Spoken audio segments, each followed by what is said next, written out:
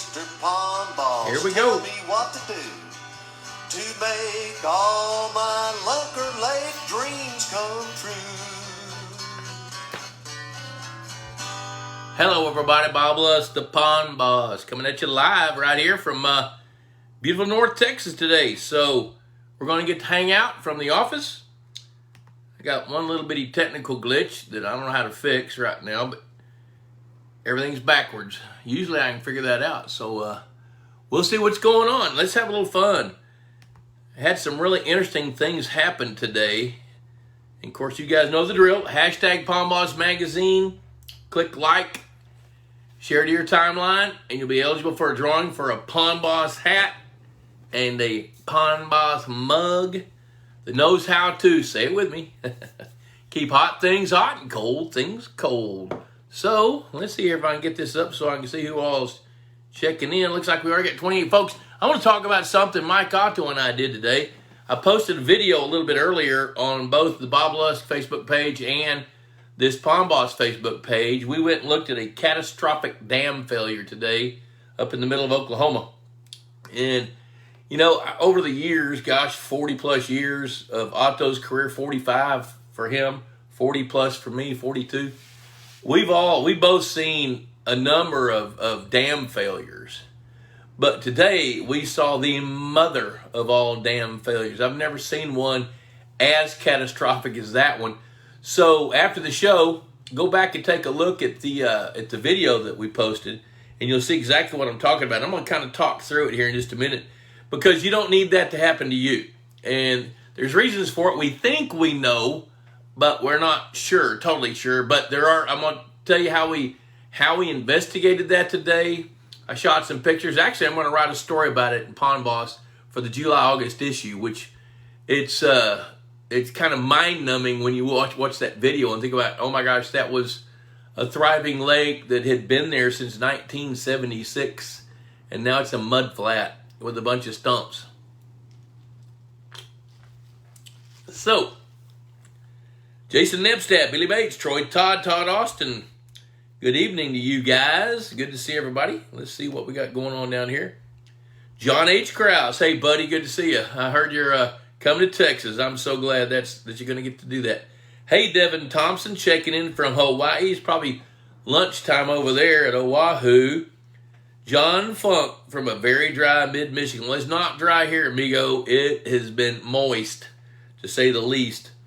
You know, before I get into this discussion about that catastrophic dam failure, we got to, last week I broadcast from Purina Farms research facility there, and got to talk about fish food, and we discussed what we found. Well, the next day we went over south of Kansas City and worked on a lake that I got to help design that's now, it's had fish in it now for 2.5 years. It's had the bluegill, fathead minnows, and red ear were stocked in there in May or June of 2018. That's right. Then we stocked walleye and smallmouth bass in the fall of 2018. Then in the spring of 2019, we stocked F1 tiger bass and a mix of gene pool mixture into that lake. Well, here we are, you know, into year 3 for those bass, or actually wrapping up year 2 for those largemouth bass. And we captured some stunningly beautiful walleye that are growing like crazy. Bluegill numbers are high. We captured, I think, 3 smallmouth bass. Their numbers were a little bit low, but here was what was most amazing to me. And I'm going to write about this in the July-August issue of Pond Boss as well. But we captured, 40 bass, probably largemouth bass. And there were quite a few that were 9 to 12 inches, which that's probably a little bit small for 2-year-old bass. But here's what happened.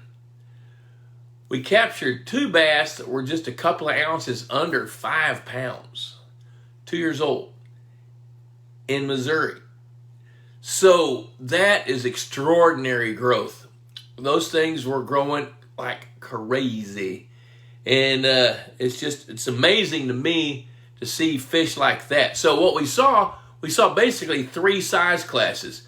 We saw those that are just just growing abnormally fast, then some that are growing exceptionally fast, and then the rest of them.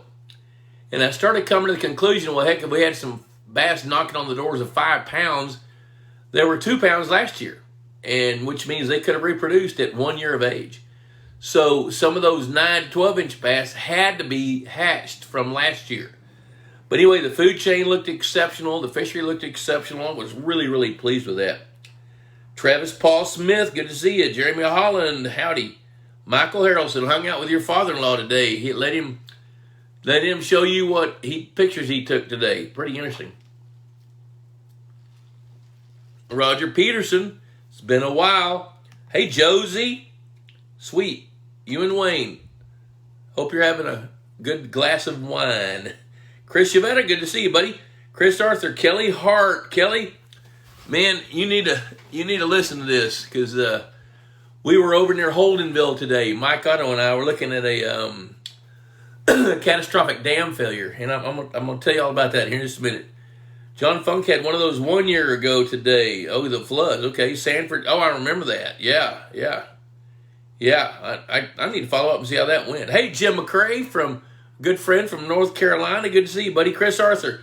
Will mudcats eat up fatheads and fingerling bream? Yes, they will. They sure will. Believe it or not, bullheads are predator fish. People don't really know that, but bullheads are predator fish. They sure are. Christopher Aguilar, good to see you. Danny Mack, another fine week. Chuck Brinkman, Evening Bob, daughter and I are throwing out lines as we speak, hoping to be eating coals before the end of this podcast. Good. It's time for that. Let's see here. Jason Nepstad waited out in the lake this weekend to check his eelgrass, got back to the dock and noticed about 20 tiny leeches on my feet. Next day, a neighbor sent a picture of a giant leech on a turtle. Could this become a problem for the fishery? It could become a temporary nuisance, but not so much a problem, Jason. When you have leeches, one thing I would be sure and do is stock some shell crackers, stock some red ears. If you don't have very many of those, stock some more. Good evening, Bob Mayer, Mike McPherson, Fred Bingaman. Good to see Fred. Harrison Davis, good to see him from Georgia. Unseasonably cool here near Atlanta, Georgia, low 70s. Same here in Texas. We're in the 60s up in the north part. Danny Mack down there in San Antonio is probably in the 80s down there where he is. Well, let me tell you about this catastrophic dam failure. I got a call last week from the landowner, and he said he had a contract on the property, and one of the key reasons the people bought it, he thought, was because of the lake. So they had a huge rainfall, and I haven't done the math on this, because a 100-year flood here is different than a 100-year flood where you are. You know, so a 100-year flood where I am would be probably 7 inches in 12 hours. Well, they got 7 inches in 3 hours up there, and it was a deluge. I mean, I saw culverts washed out. I saw the road flooded the county road. And when we got to the dam site, now after the show, you guys go scroll down on the Pond Boss page and look at that video, and you're going to see what I'm about to describe to you here. And also put it on the Bob Lusk Facebook page. You guys can check that out and see what's going on. Christopher Aguilar's cooking out some pork steaks and jalapeno navy beans. Send me that recipe on those navy beans, dude. I'll put it in Pond Boss. Actually, do this. Take pictures of your recipe. Take pictures of some in a bowl. You know, send me the ingredients and how you do it, and I'll publish it. Okay, so my phone starts ringing while I'm in the middle of the show. So, Dion Myers and Dustin Crawley. All right, so here's the deal.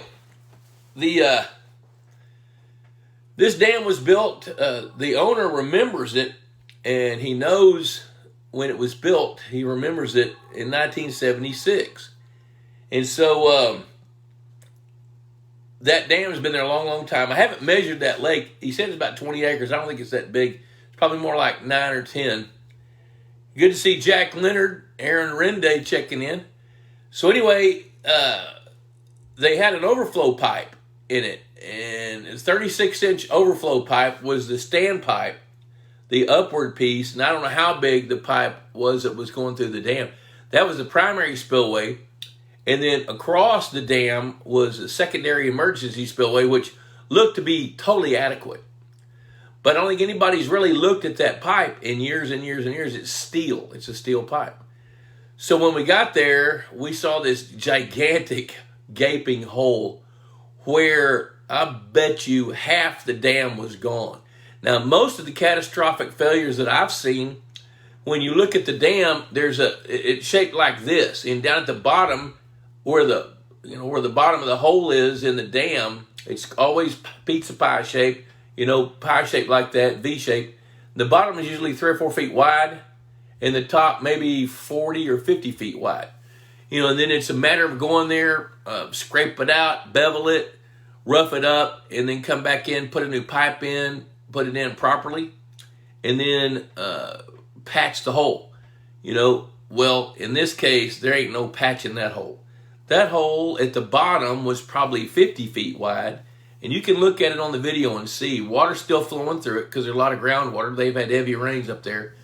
But the thing that was most amazing to me is it looked like the majority of this dam was made out of sand. So I was talking to Mike about it, and I said, are you seeing any clay?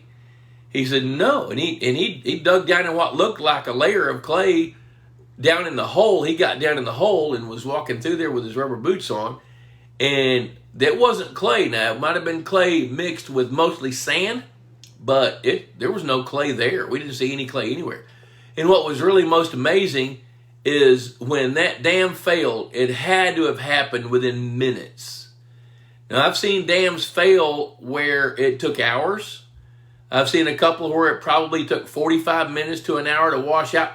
I guarantee you, when you look at that video, I'm going to tell you what I want you to look at when you're looking at the video. It was gone in seconds, if not just a few minutes.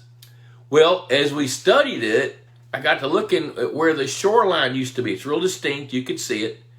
But then there was a bunch of living cedar trees in the bottom of that lake. There was a sycamore tree standing straight up in the bottom of the lake, almost fully leafed out. Well, where in the world could that come from?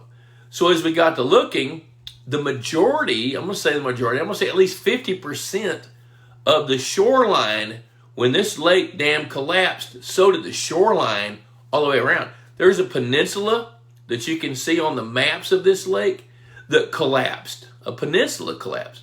So that sandy soil really washed out fast. And Mike found pieces of the bottom flow pipe. And what we think happened, a couple of things could have happened. Mike walked the entire length of the emergency spillway. There was no debris, nothing eroded over there. So what it looks like happened is the pipe failed somehow.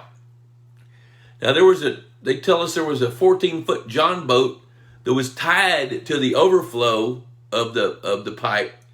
And the realtor that was there was a very sharp guy.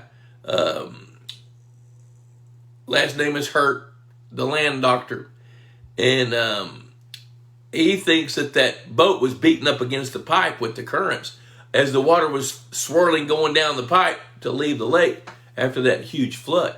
He thinks that the lake rose about 6 feet quickly, which I totally believe that. There was that much freeboard on the dam.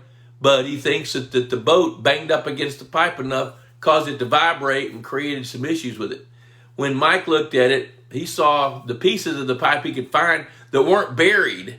So all the dirt from the dam flowed downstream into a field and along a creek on its way to a river.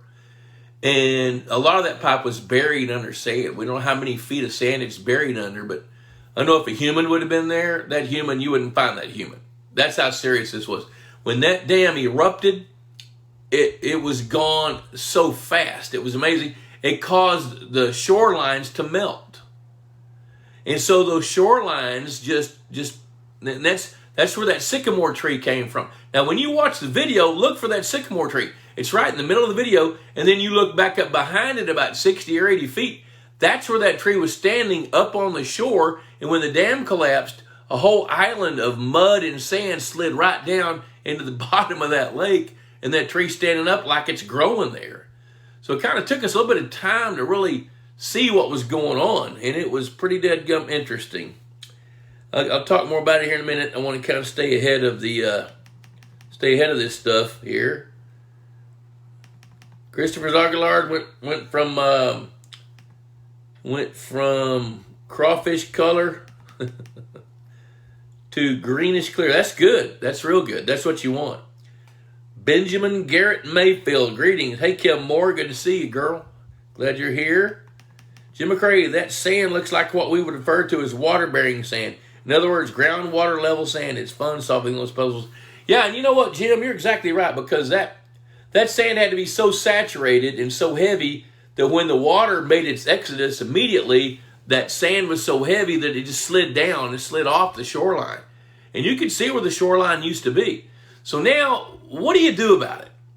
So as we got to talking, the landowner was there with the realtor, Kelly Hurt, and the landowner said, well, Mike, what do you think it would take to repair this big hole?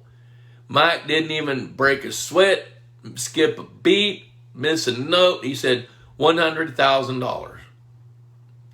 And the realtor looked over and said, you know what? That's the number I came up with. Well, I looked at it and I thought, God, that's a huge amount of dirt, because you gotta clean out the hole, you gotta fix a foundation, you gotta do a core trench, you gotta find the right kind of dirt, and then what's the best way to key it back in and tie it back in to the remaining part of the dam, tie it back into the other side of the hill where the dam blew out, and you got to put a pipe in it, because you really need a primary spillway as an overflow pipe there. And good gosh, it $100,000. Well, Mike's pretty well convinced that pipe had rotted. You know, now what does that mean to you? I'll tell you exactly what that means to you. Pay attention to your dam. Pay attention to your pipes. If you've got a corrugated metal pipe, their lifespan in most lakes is maybe 20 years. So you need to know that. And you need to have somebody take a look at it that knows what they're looking at. Now, nobody uses corrugated metal anymore. They either use steel or concrete. Otto's got to be a huge fan of concrete pipes. Matter of fact, he just got through building a lake over near Ardmore, Oklahoma. We went and looked at that one today, and the whole piping system is all concrete, and it's stellar. That thing's not going anywhere. It won't rot. It won't corrode. Won't break down. It's going to be fine. So, if that pipe had been looked at 4 or 5 years ago and inspected, you probably could have detected a leak. And a lot of times you can hear those things leaking. You can hear the water running into the pipe, and not from up top. You can hear water running into the pipe. Now, somehow this one got compromised to where water was running outside the pipe. And so the moral of the story is have somebody, if you've got an aging dam, have somebody come look at it. Have somebody come check the overflow pipes. Have somebody come look at the spillway. Have look at the erosion. Do some maintenance. I mean, you change the oil in your car. You maintain your tractors. You take care of your equipment. You check the roof on your house. Check the dam on your lake. And if you don't know what to look for, call somebody like Mike Otto, and he'll come out and take a look at it and tell you what to do about it. Let's see here. Billy Bates got 2 questions. One I'll ask now, and maybe one later if there's time. Yesterday I spotted a 20-inch snakehead in my pond. Oh, great. Last August, a major flood caused an adjacent creek here in southern Maryland and mine to intermingle for about 24 hours, so I'm sure it got in them. Anyway, let's see. With this discovery, would you change your bass harvest numbers? I'd let the bass tell me the harvest numbers. Keep weighing and measuring your bass. If they're gaining weight, if they're above average in length compared to weight, then don't harvest as many. But just because you have snakeheads doesn't mean that you need to change your harvest protocol for bass. And in recent years, okay, not sure you know much about. Yeah, I do. I've been following snakeheads in Maryland for a long time. Many people are finding they can coexist with largemouth bass better than first thought. Any advice here? Yeah, you know what? I'm going to tell you, keep harvesting them. Take as many out as you can, because even if they don't truly disrupt a largemouth bass, they're not a target species. So I'd make it a point to fish for them. And you know what they eat. I mean, they're predators. I'd fish with them with some live bait. You know, catch some bluegill and fish with bluegills under a bobber or something like that. They'll eat, you know, snakeheads are predators. They'll eat. They compete with the bass, but they don't necessarily outcompete a bass. But I would target to try to catch some of them and get them out just because you don't want them. There's Tony Sutton checking in. Travis Paul Smith, what's a snakehead? It's a type of invasive exotic species of fish that can live out of water. Look them up online. You can see they're kind of prehistoric looking little critters. Hey guys, I don't know what happened with my phone tonight. Maybe you guys can help me figure out how to do the reverse thing, but I couldn't reverse it tonight, so that's backwards. Sorry. Hey, $35 a year, Pond Boss magazine. Cheaper than a Friday night date. I had supper with Debbie last night and a couple of cocktails. It's $42. It's gone. $35 a year for Pond Boss. Subscribe to that if you can. Of course, if Chris Blood were watching, he'd want me to promote the Bob Lusk Institute of Higher Pondology. Go to pondboss.teachable.com, and that will allow you to access that website where the Institute is hosted. I've got 6 different modules, educational modules. Yep, you got to pay for them because it's premium content. And it'll help with the Bob Lusk Corvette Fund. I don't want a Corvette. I'm just kidding. Michael Gray, dude, you need to see that video I posted on the Bob Lusk Facebook page and on Pond Boss Facebook page of the catastrophic dam failure that we came across. It happened about 2 weeks ago. Let me see if anything else I want to tell you about that dam failure. I'm not going to totally tell you that it could have been prevented, but I am going to tell you that that lake was 24, 34, 44, 45 years old when it happened. So there were bigger rains back in 2015 that could have compromised it and could have collapsed it. But Mike and I are convinced that the pipe had something to do with it. So all the more reason that you need to be checking out and investigating your dam and making sure that your dam is safe. You know, because I'll tell you this, if this dam had been near a populated area, when that water left, it would have torn something up. If there were a county road below it, if there were fences below it, if there were livestock below it, it would have torn something up. Luckily, it was in a rural part of the country on a 2,200-acre ranch with a direct path into a creek that had a direct path into the Canadian River. You know, so everything ended up being okay in terms of how that water left and evacuated. But if you'll just take a little time and a little effort and pay attention to your dam, then you can prevent these sort of things from happening. Let's see here. Michael Ray's going to check it out. Yup, and Debbie didn't call me to get my money. Travis, you know what? Holy cow. Leanne, if you're watching this, you need to call him. Chris Ketchum, mine didn't completely wash out, but I'm still working on cleaning my pipe out and filling the washed out areas. Here's another little tip. Harrison Davis, I'm going to have to measure that lake. They told me that it was about 20 acres. I don't think it's that big. I think it's more like 10 or 12. But still, pretty good size. Hey, you know what? Let's talk about cleaning out a pipe. Now, if the landowner had seen that his pipe had been compromised during this flood, don't mess with the pipe while there's a flood. There was a guy in Oklahoma, ironically, a couple of years ago, that after a rain, his pipe had clogged up with debris, so he decided he'd wade out there and pull a bunch of it out. And he was trying to clear it with his foot, got sucked down into that pipe, couldn't get out, and he drowned. So that's a safety hazard. So let nature do what nature does, but just pay attention to your overflow pipes, pay attention to your dam, and see if you can stay ahead of that game. Jeff Thompson, looking to raise some 2-inch F1s in 3/4 acre hatchery pond. Uh-oh, it scrolled down. Let me look. This summer, fatheads and bluegill already in the pond. How many bass to stock, and do the bass need habitat structure in the hatchery pond? If you're looking to raise some 2-inch F1s, Jeff, does that mean you want to try to hatch some, or do you want to buy some and grow them out?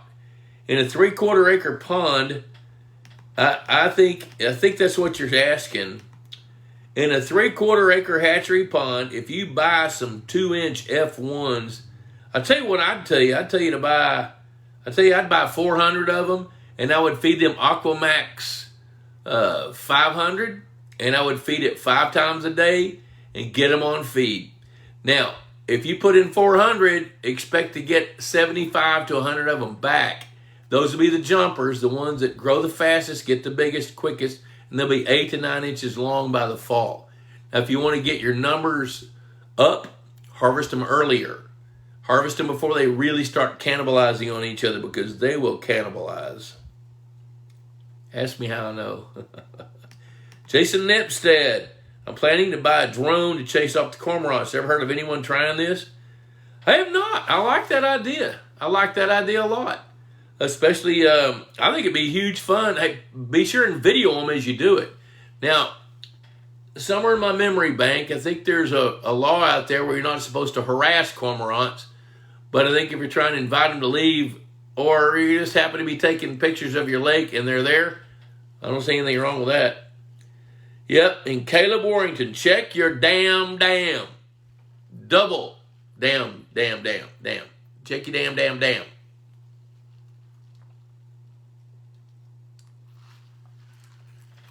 So what do you look for when you're checking your dam? It's easy for me to sit in this chair, all kicked back, with an adult beverage and tell you to go check your dam. How about I tell you what you look for? First thing, check the pipe. And you probably need to do that from a boat. Look down in it if you can. Look for weak spots. Look for corrosion. Understand how long that pipe's been there. If a pipe's been there since 1976, it's rotted. Just assume that. Here's a great piece of advice. I'll never ever forget when our home caught on fire back in 2005. I got there, Debbie called me, house is on fire. I hauled butt, got down there, went in the house. I heard the crackling in the ceiling up there. And I thought, you know what? I'm an optimist. I thought, oh, that's not a big deal. Fire department will be here in a minute, and they'll put that out, and we'll be sleeping here tonight. What I should have thought was, the house is going to burn down.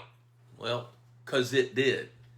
And so now, because of that singular event, when I see something like this, I think the house is going to burn down. Now, if it doesn't, great. We can sleep there tonight. But in this case, I think it's real important to look at your pipe with a critical eye. And if you don't know what you're looking at, like I said earlier, get some help. Now, on your dam, look for low spots. Look for weak spots. I'll tell you one that I saw one time. Catastrophic dam failure back in, holy cow, this had to be like 1990, a long time ago, down near Meridian, Texas. Wayne and Josie knows where this is. Well, what happened was this man built the dam himself. And he did a good job building the dam, but on the back side of the dam, there was this huge pecan tree. He didn't want to kill it. So what he did was when he built this dam, he had the slopes exactly right, but part of the dam went around that tree. So instead of moving the dam over, he just kept going with the dam, but he took part of it and went around. And as the dam aged a little bit, it settled a little bit right there, and it was a little bit lower. So when he had that 9-inch rain on I think it was December 31st, New Year's Eve of 1991, that's when it was, he had put a screen across his emergency spillway because he didn't want fish to leave. Now, he and I had this debate, and I told him not to do it. He did it anyway.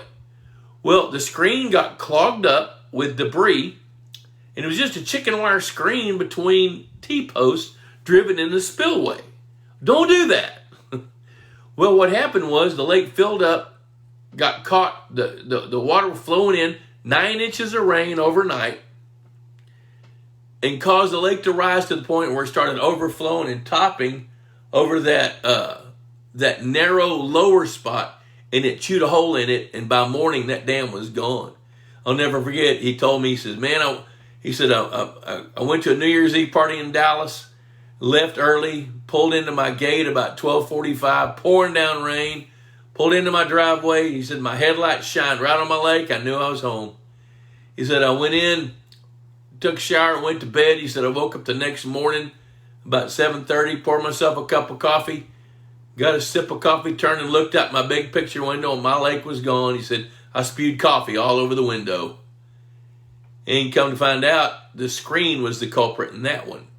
Well, the point is here, what do you need to be looking for? You need to be looking for erosion. You need to be looking for muskrat holes or gopher holes or rotted root balls of trees. You need to check your pipe. Make sure it's not rotten, and it's not breaking.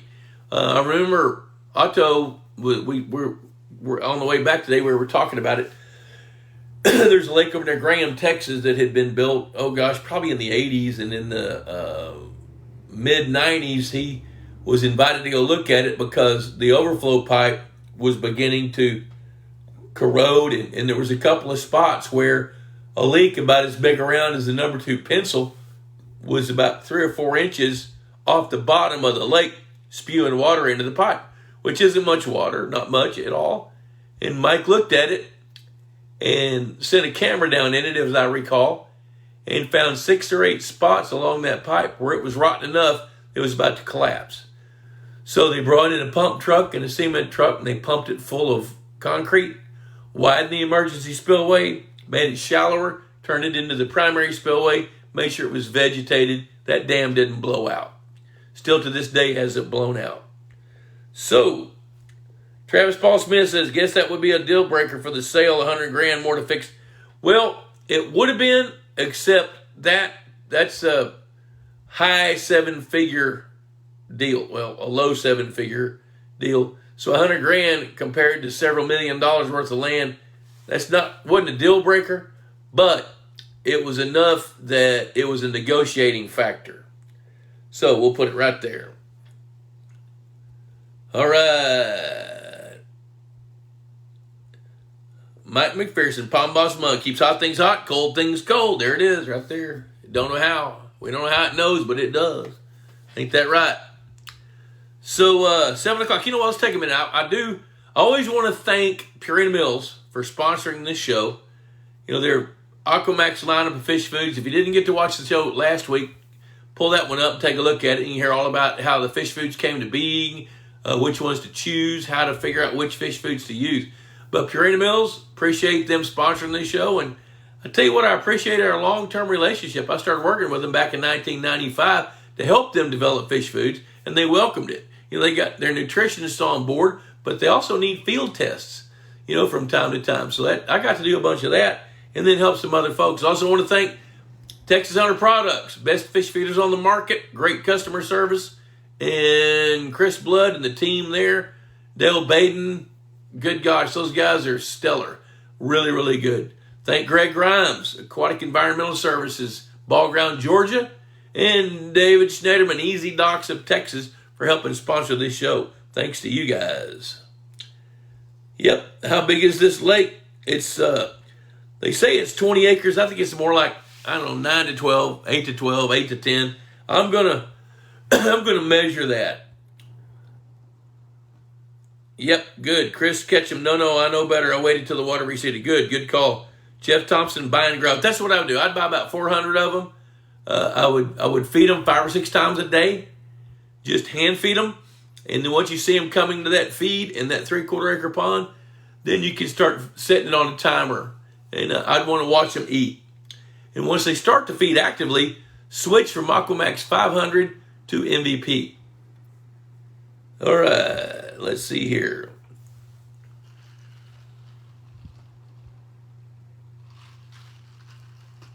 How fast should an electrofishing boat travel when doing a survey? 2 miles an hour. If it's too slow, does that give the fish a chance to escape by hearing or feeling vibrations of the boat? Yes, they're going to do that anyway. Here's the deal about electrofishing, Ron. When you're electrofishing, you want to capture enough fish to give you a representative sample of the fishery. And like we did that lake, South Kansas City, we captured probably 150 fish in a 65-acre lake. And once I started seeing a pattern, I knew we had enough. And it doesn't take long with an electrofishing boat to pick up a pattern. But the answer to your question is, yes, they run from it. That's why a lot of guys like to go at night. I like to sleep at night now. So where I'm going with that is that when you're electrofishing at night, you get more of the same thing that you get during the daytime. So as long as you get an adequate sample size and you can see the body condition of the fish, the different size classes of the different species, then you can make a pretty good judgment call on what's going on with that fishery. Christopher Aguilar, I saw your pictures on Facebook where you cooked up some of those hybrids. Mike McPherson, what's the best way to keep great blue herons away from my pond? Will a flag on a pole or a coyote decoy work? What else has anyone else had success with? I'll tell you a little story. This was, good gosh, probably, I guess it would have been 2003. Yeah, about 2003. We had just built our pond. It had to be 2004 because we had some really nice bluegills in it. They're at LL, 2 and had a feeder that went off at 8 o'clock in the morning. I was in upstate New York or somewhere working on a project. And the queen called me and she said, honey, where's your shotgun? Well, I've got a 410 that my daddy gave me when I was 12, 13. I said, why do you want my shotgun? She said, well, there's this big, tall, gray bird out there, and he just speared one of your bluegills over by the fish feeder and ate it. It's pecking it apart, eating it. It's about 6 or 7 inches long. So I said, well, honey, leave the shotgun alone because, first of all, it's against the law. And I said, that's a great blue heron. He's just making a living. It's out there and doing what it does. Well, I got home about a week later, and Debbie's out there having coffee. I'm sitting there with her. The feeder goes off. Here comes that great blue heron down. He lands, and he spears about an 8-inch bluegill, carries it up on the shore, and he's pecking on it, trying to tear it up enough where he can swallow it whole. So I got up. She says, where are you going? I said, I'm going to go get my shotgun. She says, you're not going to shoot lurch, are you? She had named the bird. So here's what I did. I changed the feeder to midnight. And it took maybe 5 or 6 days, and lurch didn't show up anymore. And when he did, he was up feeding in shallow water where he belonged.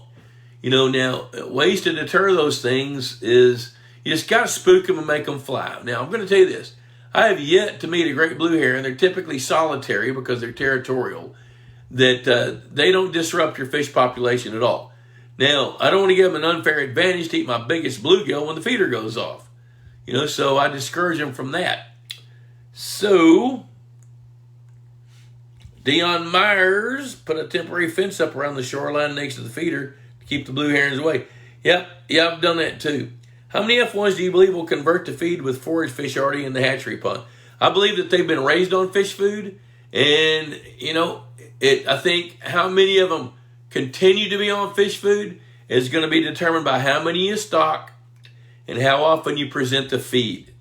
And I would actually start presenting the feed before you stock the bass, because what will happen there is your fathead minnows and bluegill will come eat the feed as well, and they will help encourage, just by their activity to come up and eat, that's going to encourage those bass to do the same thing. Now, I don't know how many of them will come. If you put 400 in there, I hope that 70 to 100 of them will continue to eat fish food. Now, there's no guarantees for that because, they're not going to go against their instincts. They're going to be predators. That's what they do.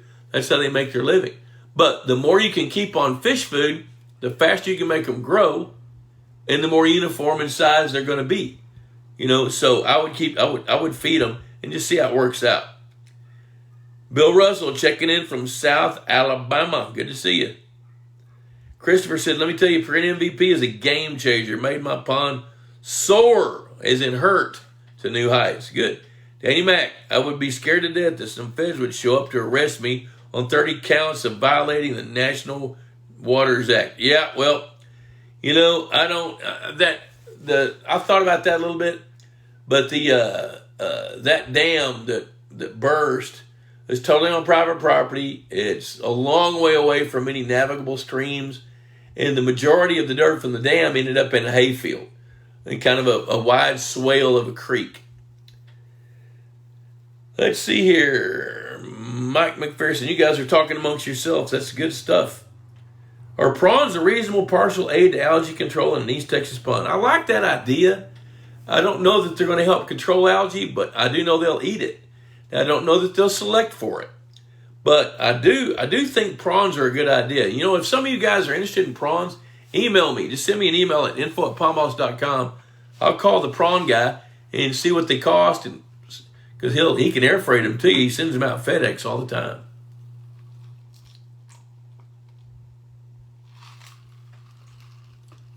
Throw some questions at me. Ask me something. I want to make sure I hadn't missed anything here.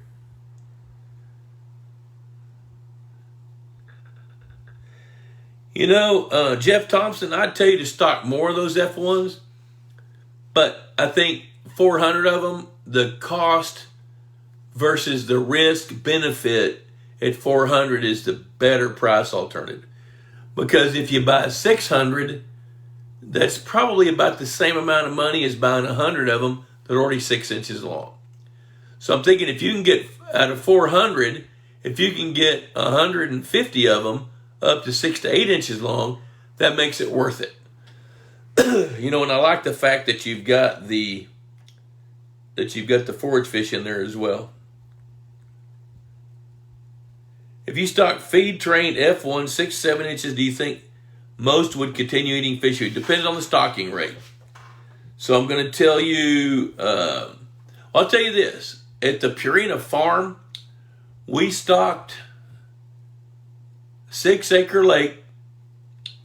If memory serves, I think we stocked about 1,000 2-inch fingerlings. We did put those in July of 2018. I think that's right. Then I came in November of 2018 with the electrofishing boat, and we captured probably 10 or 12 that were 9 to 11 inches long. So they were thriving in that environment, and they looked like, I mean, they were that big. You know, they were chunky, oval, deep body, big fish. And I'm going to tell you, those fish had to be on fish food. Now, what the percentage was probably wasn't real high. When we electrofished that lake last week, I'm going to tell you that maybe just by looking at body condition, I'm going to tell you probably 10% of the bass were feed trained. The rest were not. And that's just their nature. And it's kind of hard to keep them on feed when you're stocking small ones. So if you stock feed trained F1 6 to 7 inches, do you think most would continue? Depends on the stocking rate and the competition. The more you stock, the more likely they are to come to the feed, because that's their best option. You stock lower numbers, they're going to be able to feed in the food chain. They're going to be a lot less enticed to come to that fish food. Mike McPherson just now got my pond test kit delivered by the UPS man. I purchased the API Pond Master Test Kit, trying to keep the dump taxes low. Attaboy. Good stuff. I need a good contact for copper-nosed bluegill I can either get or have shipped to Maryland. Also, how much will a fully mature bluegill, say 4 to 5 years old, never being fed pellet food, will they grow much more once introduced to high? Yes, they will. They'll grow a lot. Now, they may not gain a whole lot in length, but they will gain a lot in weight. You know, they'll put on mass. So if you've got some fish that are 4 or 5 years old that are like 9 inches long, they'll get to be 1.25 pounds to 1.5 pounds. If you got some by chance that are 10 inches long, they got a shot at 2 pounds and 12 inches. Now keep in mind, bluegills typically live 6 to 8 years. Good contact for copper-nosed bluegill. I tell you, do this. Go to pondboss.com and click on the resource guide. There's a copy of the resource guide right there, but it is online on the Pond Boss website. And there's several sources there. Travis Paul Smith trying to finish the 1 acre pond, but it's difficult when it's raining 3 to 4 days a week and a month. Yeah, I got it, man. I see that. Otto's was the main reason he was able to go with me today is because they're down because it's been raining like crazy around here. Yep. I struggle at times to tell the difference between the hybrids versus the purebred. All right, let me give you a little tip on hybrid sunfish. Most hybrid sunfish are a cross between green sunfish and bluegills. Every hybrid sunfish fins are trimmed in yellow. So look at the fins. If the fins are trimmed in yellow, but then again, so are green sunfish. Now the difference, a hybrid has got vertical bars or speckles. that almost look like vertical bars, stripes. So if you catch a fish that's fins are trimmed in yellow, a sunfish, trimmed in yellow with vertical bars, vertical stripe looking things, that's a hybrid. If you catch a green sunfish, it's going to have yellow trimmed fins, a bigger mouth, and the fish is going to be green. It's not going to have those stripes. A bluegill doesn't have yellow trim on its fins. Now, copper nose will be kind of a bronze colored fins, and so that's the best way to tell a hybrid. Plus, its mouth is bigger than a bluegill's, smaller than a green sunfish. There you go. Jonathan Stoddard, I'm about to order some crawfish for a 1 acre pond in East Texas.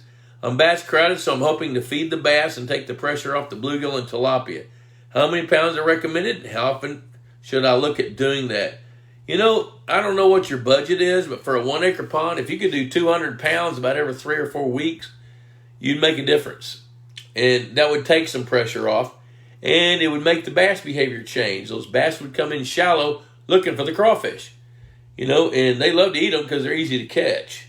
So I don't know what your budget is, but I would say if you can do 200 pounds about 4 times a year, do it every 3 weeks, 2 to 3 weeks to 4 weeks, that's the best. Now, of course, you get into late June, July, they're going to be harder to source because the wild crawfish will be done by then. Let's see what John Henry's got to say down here. Let me scroll that up here.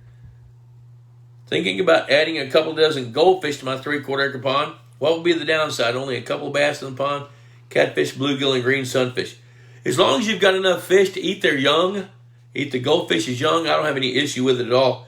There's a couple of downsides. One is they're highly visible to predators. So they're subject to being eaten by otters, birds, snakes, things like that until they get really, really big. So there you go. As long as you got predators to eat their young, they do fine. Harrison Davis, what's a reliable dissolved oxygen meter brand you recommend? I've tried a few and have not been impressed. I like YSI, but I haven't used any of their products in a while. I delegated that to the biologists that work for me. And, of course, my throat's going to melt down. But I like YSI. That's my favorite. Brian Epting, how big of an area would you put pea gravel in a 1.5 acre pond?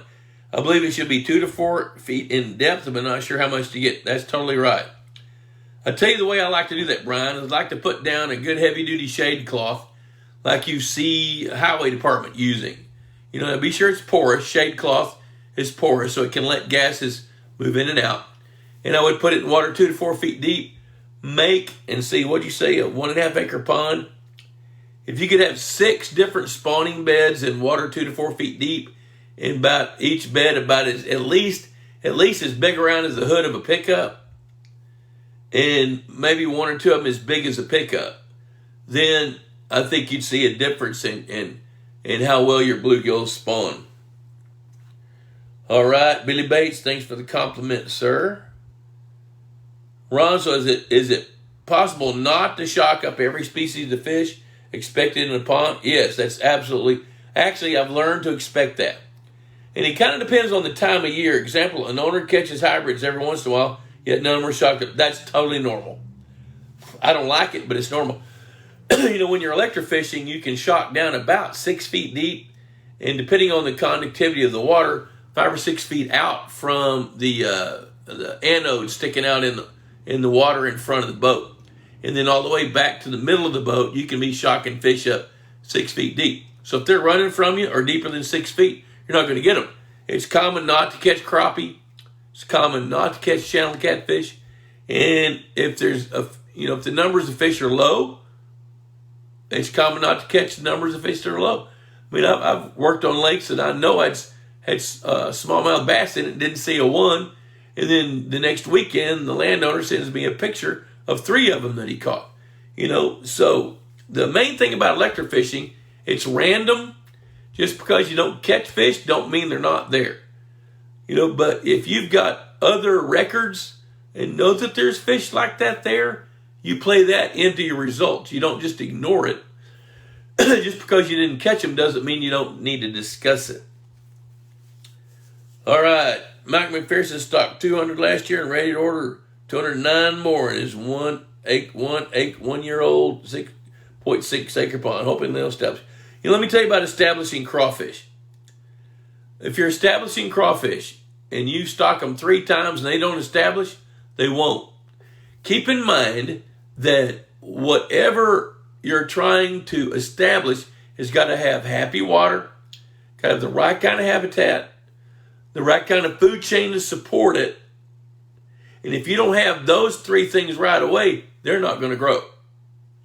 And so it's real important if you're going to grow, if you're trying to establish crawfish, be sure that you've got, they burrow, like red swamp crawfish from Louisiana, they burrow in clay soils. So if you got a sandy bottom or it's sandy around the edges, like the lake we looked at today where the dam blew out, they're not going to establish. But that doesn't mean you shouldn't stock them. Because if you want to give your fish a little nourishment, you can do that by stocking them.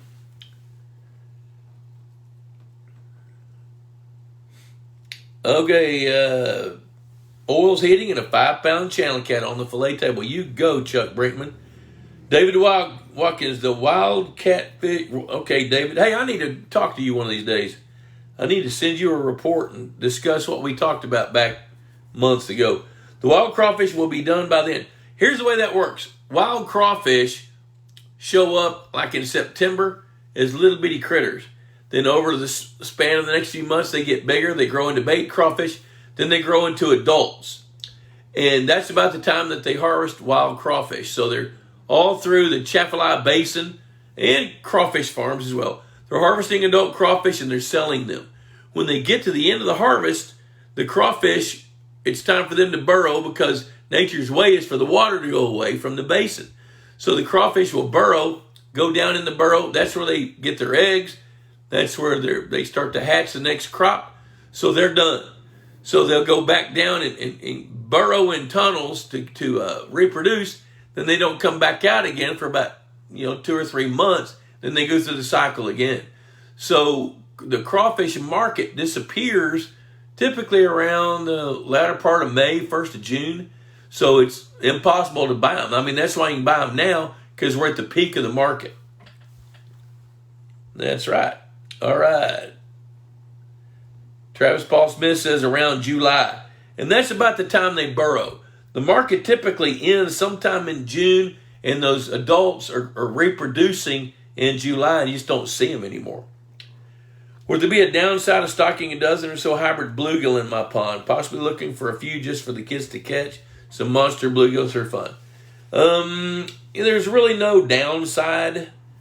Let me think about what's a downside. They can't reproduce with each other, but they can reproduce with other species. So if you've got bluegills or green sunfish, they can reproduce with them. Their mouth is bigger, so they compete a little higher on the food chain than bluegills do or red ear sunfish do. But stocking a dozen or so in there, I don't see any harm in that at all. I don't.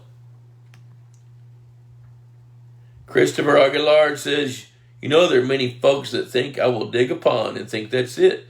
Do your homework if you want to be successful. I've learned a lot from the pond boss. You know what? And that's totally true. If you don't, as a matter of fact, this lake I was telling you about earlier, the south of Kansas City, that landowner spent 2 years planning and permitting to get ready to move the dirt, and it took 4 months to build the lake. I'm promising you, he didn't spend a lot of money on the dumb tax. He surrounded himself with the right people. He had an engineer design the dam. He worked with the regulatory agencies to make sure he had the right permits. He picked the right contractor, paid him more than what some of the other bids were, but he knew that he would stay within that bid, and he knew that's what he was going to be spending. He worked with me to design the habitat, and he did exactly what he was told by the professionals that he surrounded himself with. And here we are 3 years later, and he's got 2-year-old bass. They're on their way to being a state record fish. And plus his grandkids come and enjoy it. We have one of his grandsons on. I took pictures of granddad and grandson holding their thumbs up, and they're bleeding from handling that many fish. It was good.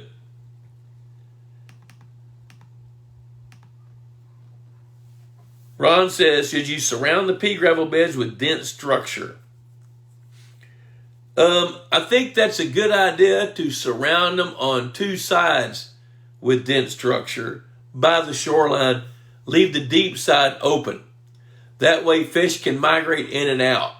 You know, I like to see spawning beds and then adjacent to the spawning beds, native plants like American pondweed. Jason Nebstad talking about eelgrass. I love eelgrass. American pondweed is great. That's my favorite. Illinois pondweed's good. There's some other native species of plants. Small leaf pondweed. There's a bunch of really good native plants that work as dense cover, because when those baby fish come off the bed, they need a place to hide. Drew Hay, good to see you in the office. Yep, I was there today. Yep, I was with Mike today. He sent me a picture. Yep. McMillan's looks really good. We're going to stock it. I'm going to get in touch with them. Sent them a proposal months ago, and that lake is probably, volume-wise, probably half full. Surface area is probably half there.